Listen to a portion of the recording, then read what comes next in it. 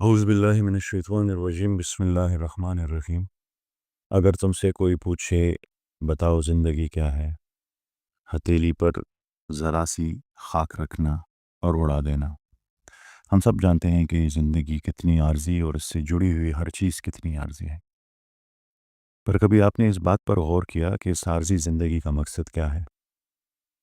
ہمارے نظام تعلیم کا سب سے بڑا المیہ یہ ہے کہ ہم علم حاصل کرتے ہیں، ہم ڈگریاں حاصل کرتے ہیں، ہم سیاسی اور سماجی ڈھانچوں کو سمجھتے ہیں، مگر ہم اس بنیادی سوال کا جواب دینے سے قاصر ہے کہ زندگی کا مقصد کیا ہے۔ ہمارا نظام تعلیم ہمیں یہ نہیں سکھاتا کہ ہم کہاں سے آئے ہیں اور ہم یہاں کیوں بھیجے گئے ہیں اور آخرکار ہمیں کہاں جانا ہے۔ آج ہم بطور معاشرہ اس بنیادی شعور سے محروم ہیں اور نتیجہ یہ ہے کہ ہم پڑھے لکھے جاہل پیدا کر رہے ہیں۔ مولانا رومی نے ہم جیسے ذہنی قید میں مبتلا لوگوں کو جھنجھوڑتے ہوئے کہا تھا، باوسعت ارض اللہ برحبس چچسیری، کہ اگر اللہ کی زمین اتنی وسیع ہے تو تم ایک قید خانے میں کیوں بیٹھے ہوئے ہو؟ یا دوسرے لفظوں میں، آپ ایک ایسے قید خانے میں ہیں جس کا دروازہ کھلا ہوا ہے اور اس کے باہر ایک وسیع اور زمین ہے، مگر آپ پھر بھی اس قید خانے میں رہنا پسند کرتی ہیں۔ اہل دانش نے ہر دور میں ان سوالات کا کہ زندگی کا مقصد کیا ہے کا جواب ڈھونڈنے کی کوشش کی۔ علامہ اقبال نے اپنی نظم خضر میں فرمایا اور یہی سوال پوچھا کہ زندگی کا راز کیا ہے، سلطنت کیا چیز ہے۔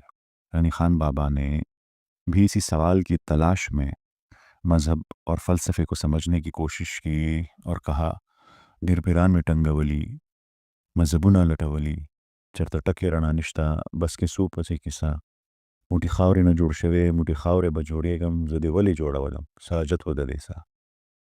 مٹی سے بنا ہوا انسان ہوں، مٹی ہو جاؤں گا میں، مجھے کیوں بنایا، میرے بنانے کا مقصد کیا تھا؟ غرض یہ کہ جان کیٹس، ولیم ورڈزورتھ، سقراط، افلاطون، ارسطو تمام اسی سوال کی جواب کی تلاش میں رہے۔ ارسطو نے اپنے ذہن کے مطابق زندگی کا مقصد یوڈیمونیا کو قرار دیا، جو ایک یونانی اصطلاح ہے جس کا مطلب ہے حقیقی خوشحالی یا خوشی۔ پر ایک عام انسان کے لیے حقیقی خوشی کیا ہے؟ گھر، دولت، پیسہ، محبت، مگر یہ تمام چیزیں بھی تو عارضی ہیں۔ قمر جلال آبادی صاحب نے ایسے لوگوں کو جو ان چیزوں کو زندگی کا مقصد سمجھتے ہیں ایک خوبصورت نظم میں بہترین جواب دیا۔ وہ کہتے ہیں کہ کر لوں گا جمع دولت و زر، اس کے بعد کیا؟ لے لوں گا شاندار سا گھر، اس کے بعد کیا؟ میں کی طلب جو ہوگی تو بن جاؤں گا میں رند، کر لوں گا میں قدوں کا سفر، اس کے بعد کیا؟ ہوگا جو شوق حسن سے رازوں نیاز کا، کر لوں گا گیسوؤں میں سحر، اس کے بعد کیا؟